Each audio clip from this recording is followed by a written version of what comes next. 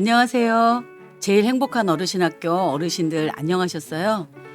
그동안 너무 만나 뵙기 어려웠었는데 여러분들 이렇게 온라인으로라도 만나 뵈어서 반갑습니다. 오늘은 여러분들하고 그 팬데믹과 우리 어르신들에 대해서 한번 얘기를 잠깐 나눠볼까 해요. 사실 지금 여러분들이 사시는 2021년 이제까지 전 인류적으로 한 번도 겪어보지 못한 시간들을 저희 모두가 보내고 있는데요. 특별히 우리나라 같은 경우에는 아주 급속한 고령화로 전 세계적으로 유례가 없이 그 어르신들이 갑자기 이렇게 많아지는 그런 상황을 접하고 있고요. 특별히 지금 요즘에는 그 전쟁 후에 그 베이비 부머 세대라고 하는 그 많은 아이들이 출생을 했었는데 그 출생하셨던 분들이 이제 노인 연령으로 이렇게 진입을 하게 되면서 새로운 그 노년의 시대의 어려움 또 이런 새로운 문화 이런 것들이 생기기 시작을 하고 있어요. 특별히 그 작금의 그 팬데믹 상황에서는 우리가 뭘 어떻게 해야 되는지에 대한 지침이 그나마 요즘은 조금 많이 달라졌지만 처음에는 이거 마스크를 써야 되는지 말아야 되는지조차 논의가 될 정도로 이렇게 아주 심각한 상황이었었거든요. 그래서 그러다 보니까 지금 그 나머지 그 고립된 그 시간들을 어떻게 보내야 될지 어르신들은 특별히 많이 어렵고 힘든 시간들을 보내고 있습니다. 이러한 것들에 대해서 이미 알고 있는데 뭐 이렇게 얘기를 들어야 되나 이렇게 생각하실 수도 있어요. 그런데 제가 이 팬데믹과 그 어르신들의 상황에 대해서 한 번 더 우리가 생각해 보자고 했던 거는 뭐냐면 우리 어르신들이 '이런 어려움이 나만 겪는 어려움이 아닌가.'라고 생각했을 때 사실 굉장히 더 마음으로 어려움이 생기거든요. 그래서 지금의 어려움이 나뿐만이 아니라 전 세계적으로 또 우리나라 어르신들 모두 또 뭐 지금은 어르신들뿐만 아니라 뭐 젊은 사람들조차 또 아주 어린아이들조차 너무나 힘든 시간을 보내고 있기 때문에 우리가 이 어려운 시기를 정확하게 좀 객관적으로 좀 한번 살펴보고 그다음에 우리들의 그 삶의 그 어떤 그 지혜를 어떻게 만들어가면 좋을까라고 생각이 들어서 제가 오늘 여러분들하고 이 강의를 하게 되었습니다. 사실 그 급속한 고령화가 생긴 건 여러 가지 이유가 있지만 여러분들이 생각하시는 것처럼 의학 기술이 발달하고 또 경제적으로 풍요로워지고 또 출산이 감소하고 이러다 보니까 어르신들이 이렇게 고령화 사회가 이렇게 되게 된 거죠. 그런데 문제는 뭐냐면 이런 시대를 사실 준비를 잘 못했어요, 우리나라는. 프랑스 같은 경우에는 이렇게 고령화 사회로 가는데 뭐 한 100 년의 시간이 걸렸다. 뭐 서구에서 뭐 평균적으로 한 50 년의 시간이 걸렸다 이러는데 저희 나라는 지금 30 년도 채 거치지 않고 25 년이다, 24 년이다, 22 년 계속 바뀌면서 세계에서 가장 빠른 급속한 고령화의 시기를 맞았기 때문에 정부에서도 준비를 하지 못한 부분도 있고 또 가정에서도 또 개인적으로도 이렇게 어떻게 살아야 될지에 대한 그런 준비가 많이 부족했던 거 사실이죠. 특별히 제가 또 주목해야 된다고 생각하는 거는 그런 어떤 거대한 어떤 그런 준비도 준비지만 그 사회적 관계를 내가 은퇴를 하고 노년의 삶이 됐을 때 나의 뭐 물질적인 거 건강적인 거 뭐 이런 거 일단 다 배제하고라도 나의 사회적 관계를 어떻게 하면서 살아야 되느냐라는 것에 대해서 준비를 하지 못했다는 거예요.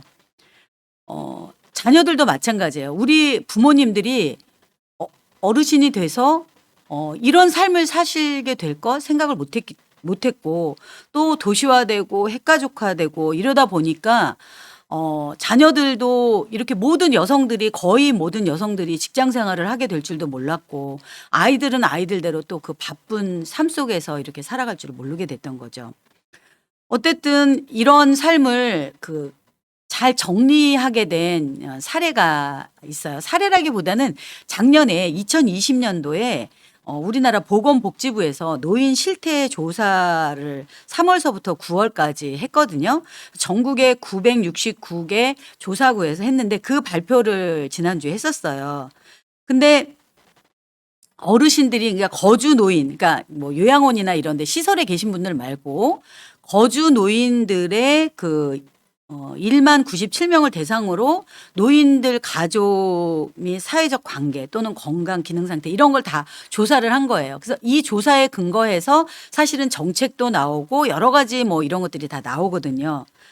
그런데 거기에서 저도 참 이거 보고 깜짝 놀랐는데요. 이렇게 노인 단독 가구 있잖아요. 그러니까는 자녀들과 같이 살지 않고 노인분들과 같이 그러니까 노인분들 혼자든지 부부든지 이런 노인 단독 가구가 80%가 되는 거예요. 그러면은 10가구 중에 8가구가 어르신들끼리 사신다는 거죠. 그러니까 자녀들을 우리가 생각했을 때 뭐 어렸을 적에 생각할 때는 할아버지, 할머니, 뭐 아들, 며느리, 손자 뭐 이렇게 사는 게 굉장히 자연스럽고 뭐 다는 아니지만 그래도 뭐 반 이상 정도는 그렇게 살고 있으려니라고 생각을 하지만 실제로 조사를 해봤더니 10가정 중에 8가정이 노인 단독 가구를 이루고 있다는 거죠. 근데 문제는 뭐냐면 그 단독 가구를 이루시는 분들이 그 살아왔던 삶이 당연하다. 내가 이렇게 사는 게 당연하지라고 생각했던 시절을 사셨던 분들이 아니잖아요.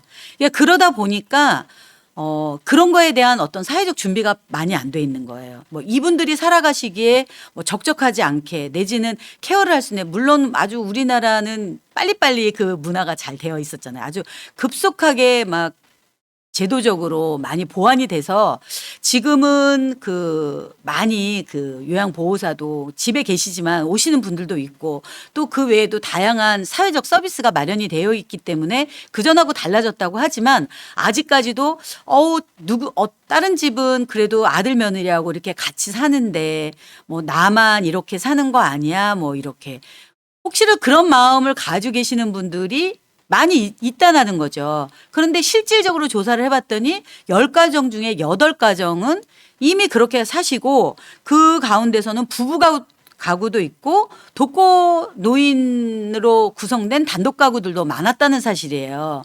그렇다면 우리가 어르신들의 그런 나머지의 그 삶이 어떻게 돼야 되는지에 대해서는 옛날 생각만 가지고는 안 된다는 거죠.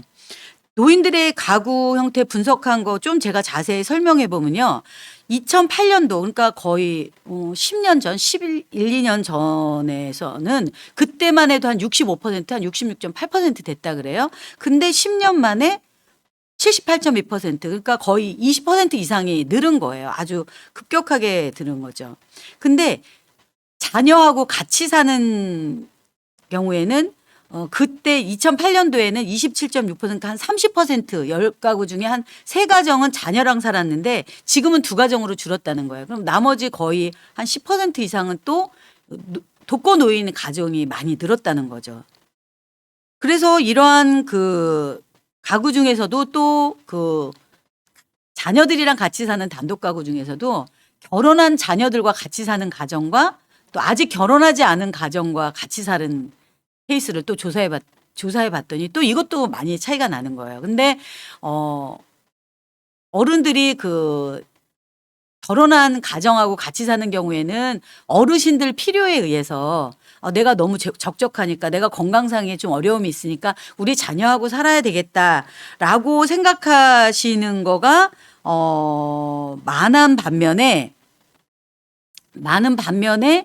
그 미혼 자녀하고 사는 경우에는 같이 사는 게 당연하지 않냐. 내가 아직 내가 이 아이를 아직 독립시키지 못했는데 뭐 이러면서 이게 당연하다. 이렇게 그걸 이제 조금 이렇게 표현하면은 규범적 이유라고 하는데 사회적으로 아직 내가 내 일을 다 못했다. 내가 이 미혼 자녀를 내가 책임을 져야 된다라고 생각을 하시는 이유에서 같이 사는 경우가 거의 한 40% 정도가 돼요.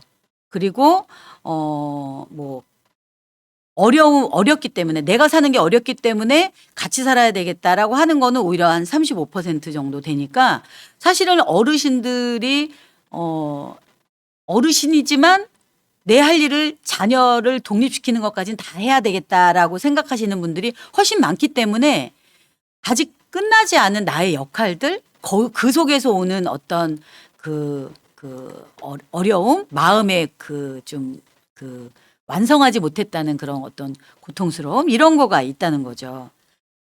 그래서 이런 그 어려움에 관해서 제가 이제 말씀을 이제 드리는 이유는 앞으로 제가 인제 이거 첫 강의를 끝내고 나서 그다음에 강의를 할 때는 쪼금 더 좀 자세하게 들어가서 인제 어르신들이 어떻게 하면 예 지금보다 쪼끔 더 행복하게 완전히 뭐 제가 뭐 이 강의를 했다고 해서 저희 노인학교에 나오신다고 해서 뭐 여러분들의 어려움이 일시에 사라진다 이런 거는 아니죠. 그러나 그럼에도 불구하고 혼자 살지만 또 아직 건강도 좀 안 좋지만 가끔은 외롭지만 그럼에도 불구하고 내가 조금 더 이런 그 사회적 환경을 좀 더 이해하고 또 그 내가 좀 내 마음을 조금 더 잘 다스리고 뭐 이러면서 조금 더 마음이 좋아질 수 있다면 참 좋지 않을까.